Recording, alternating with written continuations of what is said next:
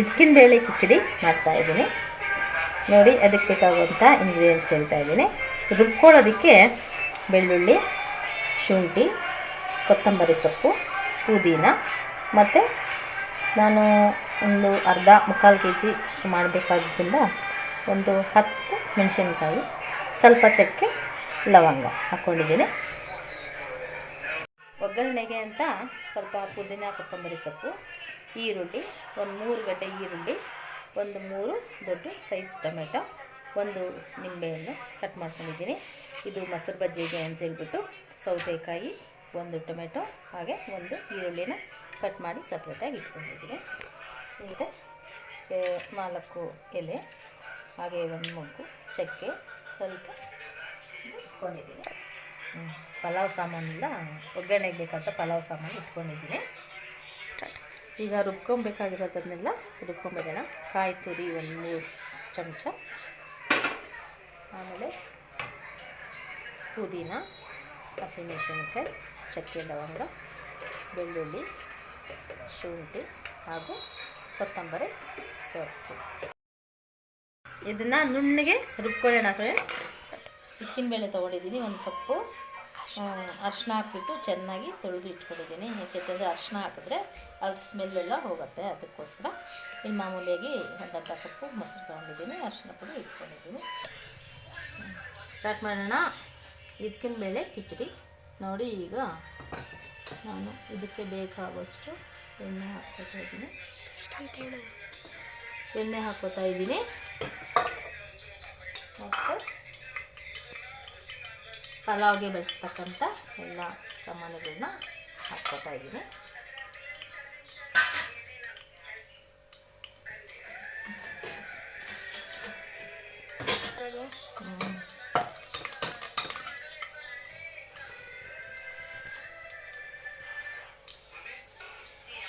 ಆಮೇಲೆ ಈರುಳ್ಳಿ ಹಾಕ್ಕೊಂಡು ಹಾಗೆ ಚೆನ್ನಾಗಿ ಫ್ರೈ ಮಾಡ್ಕೋಬೇಕು. ಸ್ವಲ್ಪ ಬ್ರೌನ್ ಕಲರ್ ಬರೋ ಥರ ಫ್ರೈ ಮಾಡ್ಕೋಬೇಕು. ಪ್ರತಿ ಅಡುಗೆಯಲ್ಲೂ ಈರುಳ್ಳಿ ಮುಖ್ಯ ಪಾತ್ರ ವಹಿಸುತ್ತೆ ಫ್ರೆಂಡ್ಸ್. ಸ್ವಲ್ಪ ಅರಿಶಿನ ಹಾಕ್ಕೊಳ್ಳೋಣ. ಅರಿಶಿನ ಹಾಕೊಳ್ಳೋದ್ರಿಂದ ಆರೋಗ್ಯಕ್ಕೂ ತುಂಬ ಒಳ್ಳೆಯದು ಹಾಗೂ ಬೇಗ ಬೇಯುತ್ತೆ.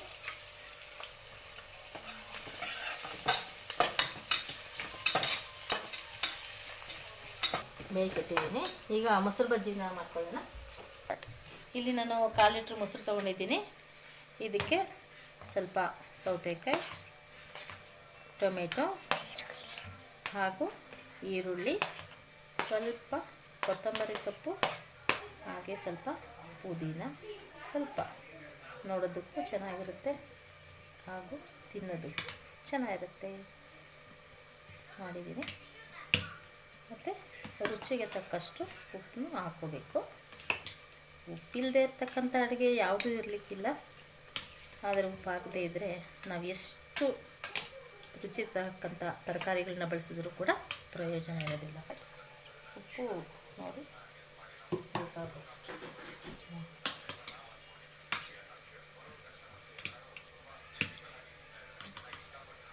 ಸಿಂಪಲ್ಲಾಗಿ ರುಚಿಕರವಾದ ಮೊಸರು ಬಜ್ಜಿ ಮುಗೀತು. ಈಗ ಈರುಳ್ಳಿ ಕೂಡ ಚೆನ್ನಾಗಿ ಫ್ರೈ ಆಗಿದೆ. ಈಗ ಟೊಮೆಟೊನ ಬಳಸ್ಕೊಳ್ಳೋಣ. ಟೊಮೆಟೊ ಹಾಕಿಬಿಟ್ಟು ನೆಕ್ಸ್ಟ್ ಹಾಗೆ ಕೊತ್ತಂಬರಿ ಮತ್ತು ಪುದೀನ ಎರಡನ್ನೂ ಹಾಕ್ಕೊಳ್ಳೋಣ.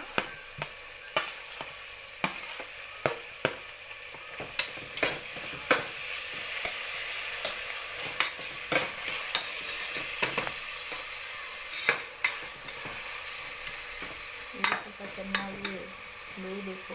ಟೊಮೆಟೊ ಎಲ್ಲ ಸ್ವಲ್ಪ ಮೆತ್ತಗಾಗಬೇಕು, ಆಗಲೇ ರುಚಿ ಹೆಚ್ಚೋದು. ಈಗ ಟೊಮೆಟೊ ಮೆತ್ತಗಾಗ್ತಾ ಬರ್ತಾ ಇದೆ. ಈಗ ನಾವು ಉದ್ದಿನ ಬೇಳೆನ ಹಾಕ್ಕೊಳ್ಳೋಣ.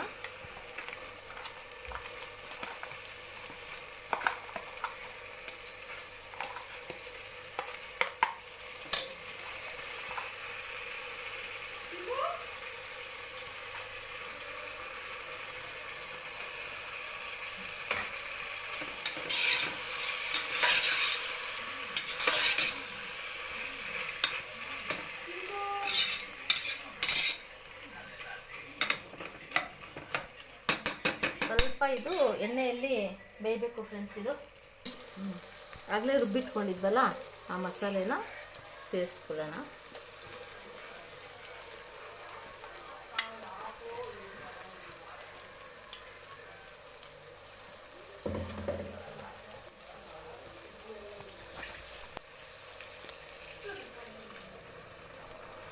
ಇದನ್ನು ಚೆನ್ನಾಗಿ ಕಲಿಸ್ಕೊಳ್ಳೋಣ.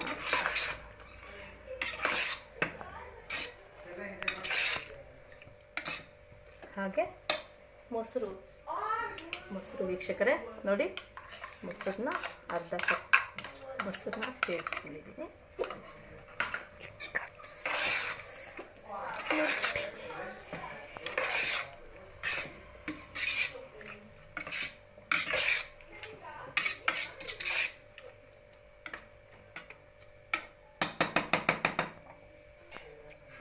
ರುಚಿಗೆ ತಕ್ಕಷ್ಟು ಉಪ್ಪು.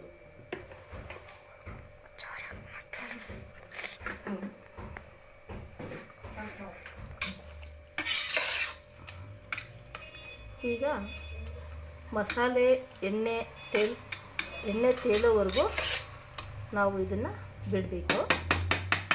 ಇದನ್ನು ಈಗ ಮುಚ್ಚಿಬಿಟ್ಟು ಇದನ್ನು ಸ್ವಲ್ಪ ಈಗ ಎಣ್ಣೆ ಬಿಟ್ಕೊಳ್ತಾ ಇದೆ.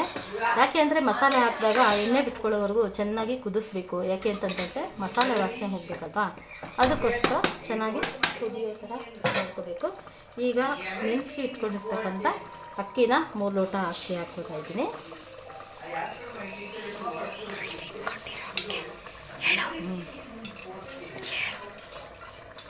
ನೆನೆಸಿ ತೊಳೆದು ನೆನೆಸ್ಬಿಟ್ಟು ಇಟ್ಕೊಂಡಿದ್ದೀನಿ.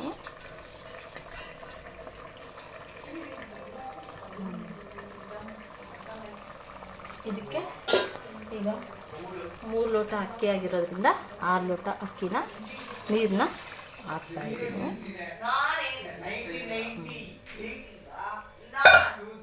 ಹಾಗೆ ನಿಂಬೆಹಣ್ಣು 1 ನಿಂಬೆಹಣ್ಣನ್ನ ಹಾಕಬೇಕಾಗುತ್ತೆ.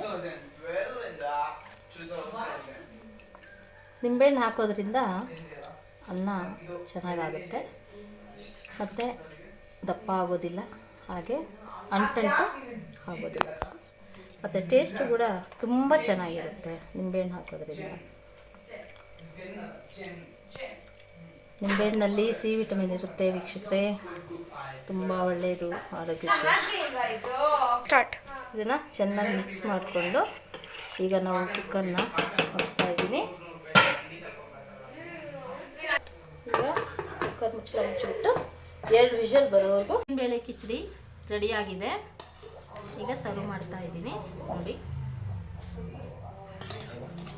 ಘಮ ಘಮ ಅಂತ ಇದೆ ಫ್ರೆಂಡ್ಸ್, ತುಂಬ ಚೆನ್ನಾಗಿದೆ, ತುಂಬ ಚೆನ್ನಾಗಿದೆ.